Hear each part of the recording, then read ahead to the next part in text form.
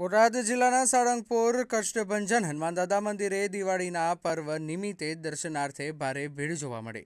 બોટાદના સાળંગપુર કષ્ટભંજન હનુમાન મંદિરે દિવાળીનો તહેવાર હોવાથી આજે પડતર દિવસના દિવસે ભક્તોને દર્શન માટે લાંબી લાઈનો લાગી હતી। મંદિર પ્રશાસન દ્વારા વ્યવસ્થાના ભાગરૂપે ભાઈઓ અને બહેનોની અલગ લાઈન હોવાથી દર્શનાર્થ માટે આવેલ ભક્તોને અગવડતા પડી નહોતી। દૂર દૂરથી સાળંગપુર કષ્ટભંજન હનુમાન દાદાના ભક્તો દર્શન માટે આવે છે, ત્યારે મંદિર પરિસરની વિશાળ જગ્યા હોવાથી દરેક ભક્તો શાંતિમય રીતે મંદિરની જગ્યામાં બેઠા હોય છે। મંદિરના મ્યુઝિયમમાં મૂર્તિ અને હનુમાન દાદાની અનેક વસ્તુઓ લેવાની ભીડ જોવા મળી હતી। સાળંગપુર કષ્ટભંજન હનુમાન મંદિર રહેવાથી ભોજન વ્યવસ્થા પણ સારી હતી।